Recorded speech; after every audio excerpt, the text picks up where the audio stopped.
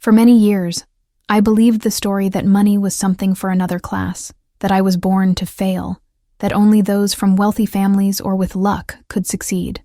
It was an invisible cycle, a mental script that kept me trapped, until the day I tried something simple. I began questioning who had programmed my mind to be limited. And that's when my life truly changed. I discovered that most of the beliefs holding me back weren't mine. They were absorbed, passed down through generations, reinforced in conversations, echoed by repeated statements in my environment. And the most shocking part? I could reprogram all of it. Today it's not luck. It's not inheritance. It's active mindset, intentional action, and the courage to break free from faulty programming. In today's video, I'll show you the 10 steps I use to dismantle my limiting beliefs and begin building real wealth from the moment I decided to stop programming myself to be poor.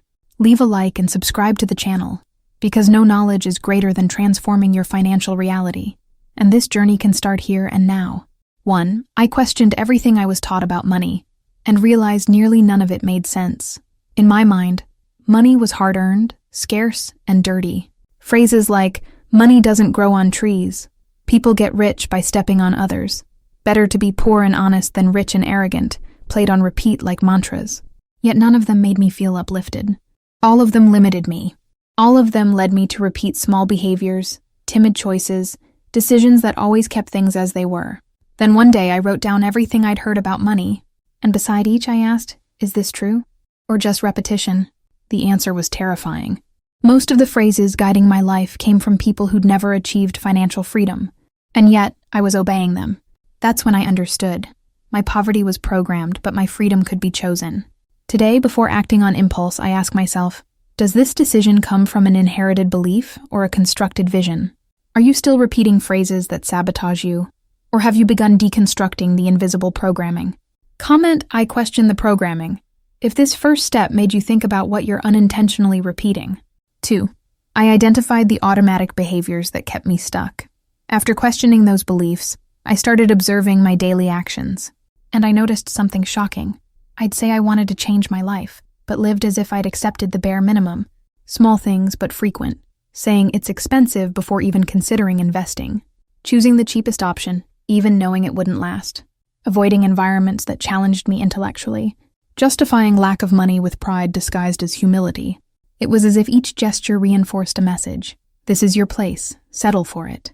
And as long as I believed it was just my way, I saw no exit. But it wasn't my way. It was a reflection of everything I'd been taught. So I started doing things differently. Observe before repeating. Question before justifying. Change small decisions to practice a new reality. Are you still acting like you're afraid to grow? Or have you realized your behavior says yes to poverty, even when your mouth says no? Comment, my gestures will reflect my new reality. If this made you want to monitor what you do automatically. I broke the cycle of guilt in wanting more, and learned to desire freely. For a long time, whenever I wanted more money, more comfort, more freedom, a feeling of guilt would follow. As if it were wrong, as if it were selfish, as if wanting more than the basics was a betrayal of my origins. That guilt paralyzed me, made me sabotage opportunities, refuse praise, charge less, and sometimes even give back what I'd earned for some excuse. Until I understood, it wasn't about how much I wanted, it was about how much I believed I could. The problem wasn't desire, it was lack of permission.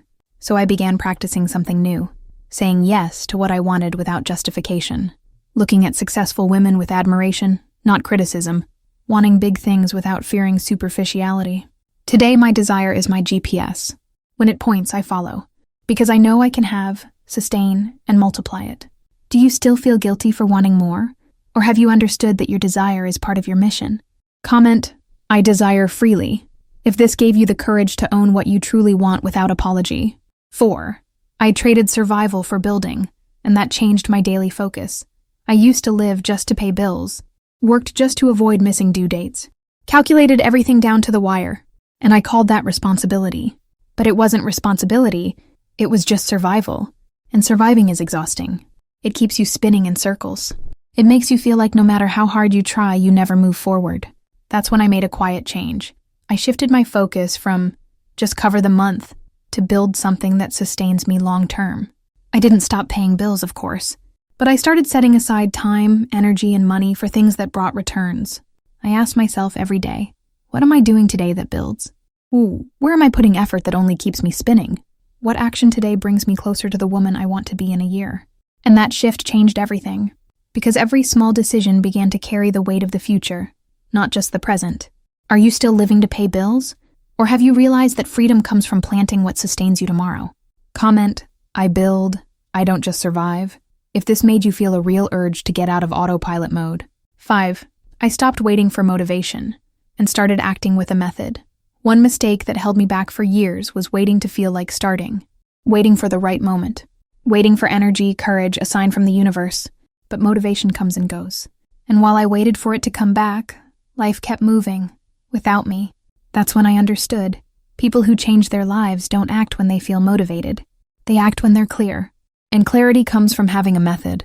So I created my own execution routine, a set time to work on my personal project, a simple but sacred daily checklist, minimum progress metrics not dependent on applause. I started small, but every day, with almost cold consistency. And what was hard became habit. What was exhausting became natural. What was once a dream became structure. Today, my greatest asset is my method, because it works even on cloudy days.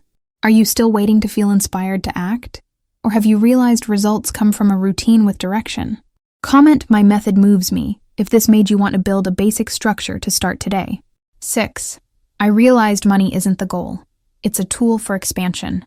In the beginning, my relationship with money was binary. Either I had it or I didn't. Either it was for paying bills or for luxury. No middle ground, no strategy, no vision. But as I started to rebuild my mindset, a new understanding emerged. Money is energy for expansion. It's a bridge, a catalyst.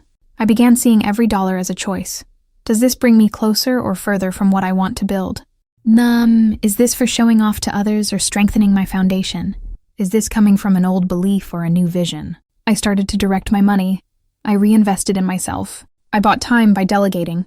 I multiplied it with intelligence, and everything started growing, because I stopped treating money as the end and started using it as leverage. Today, every amount I receive has purpose, and that's what helps me multiply it, not just accumulate it. Do you still see money as a reward or punishment? Or have you realized it's just a tool to amplify your potential? Comment, I use money to expand, if this changed how you'll treat your next income. 7. I chose to be my own mentor, before waiting for someone to save me. For a long time, I consumed everything. Videos, courses, books, posts. Waiting for someone to finally say exactly what I needed to hear to unlock my potential. Until I realized I had already heard it, over and over again. The problem wasn't lack of guidance. It was lack of execution. That's when I decided to be my own mentor. I started reviewing what I learned as if I were teaching it. I asked myself tough questions when I procrastinated. I created my own weekly meeting room to review my progress. It felt strange at first, but it worked, because I finally stopped outsourcing my transformation, and the sense of autonomy it gave me is indescribable. Today, I still learn from others, but I am the leader of my transformation. I no longer wait. I no longer hide. I no longer depend. Are you still waiting for someone to guide you every step? Or have you realized the woman who's going to save you lives inside? Comment, I lead my own transformation, if this made you take the reins more firmly. 8.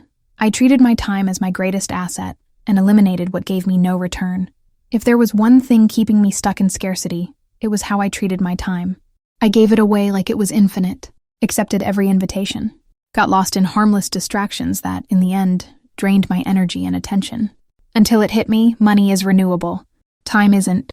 And I was giving away my greatest asset to the worst priorities. So I made a real cut, silenced unnecessary notifications, left groups that added no value, said no to everything that didn't align with the woman I wanted to become. It was uncomfortable at first, but the clarity, focus, and peace that followed, priceless. I began to have time to think, to execute, to rest without guilt, and the impact on my productivity and my income was immediate. Today, if something wants a piece of my time, it has to earn it, because my time is sacred. Do you still treat your time like leftovers? Or have you realized it's your most precious investment? Comment, my time is a valuable asset, if this made you want to rethink what or who is filling up your minutes. 9. I committed to an environment that reinforces my new identity. You can change your mindset, your habits, and your goals. But if you stay surrounded by the same voices that remind you of the old version of yourself, your new identity won't hold. That's why I made a hard but necessary choice to change environments. Not just physically, but virtually, emotionally, energetically. I unfollowed people who promoted scarcity disguised as realism. I distanced myself from conversations that always ended in victimhood. Entered spaces where talking about wealth, goals, growth, and luxury was normal, not shameful. At first, I felt out of place. But I soon realized my body needed to get used to expansion. And nothing accelerates that like being surrounded by people already living what you want to live. Today, my environment pushes me upward. It challenges me. It reminds me daily of who I've become and who I can still become. Are you still stuck in spaces that sabotage you? Or have you realized your identity needs to be nourished by those who validate your new standard? Comment, my environment reinforces my wealth, if this made you reflect on what, or who, needs to leave your space. 10.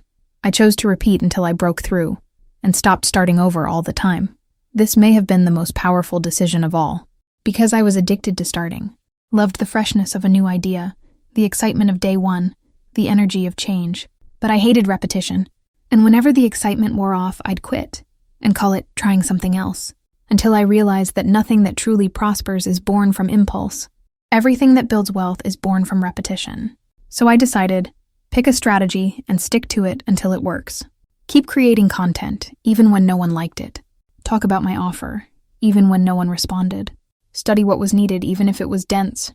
And through repetition, I repeated so much that I broke through, broke my pattern of quitting, broke my cycle of frustration, broke the idea that this isn't for me. Today I don't chase novelty. I chase consistency, because I know wealth is the child of what's maintained, not what's reinvented. Do you still start with energy and stop at the first obstacle? Or have you realized the rich woman is the one who repeats until she breaks through? Comment, I repeat until I break through, if this hit deep and you now know what to do. You just need to keep going. Throughout these steps, I realized my mind was like software full of inherited bugs. Old phrases, automatic behaviors, fears disguised as caution. But when I started acting with awareness, with method, with clarity, that programming began to crumble. And in its place, I installed a new logic, where desire isn't guilt, it's direction. Where money isn't taboo, it's a tool. Where routine isn't a prison, it's leverage. Where repetition is the secret, not the burden. Where wealth isn't a lucky promise, it's the result of sustained decision. Today, my mind works differently. And because of that, so does my life. You can reprogram yours. Now, with small daily decisions, with consistency, with courage. Comment, I reprogram my mind now, if this script gave you the spark you needed. And of course, leave your like, subscribe to the channel, and share this video with a woman who needs to hear that the programming she received is not her sentence. You can change. You can get rich. You can live your freedom. And you can start now.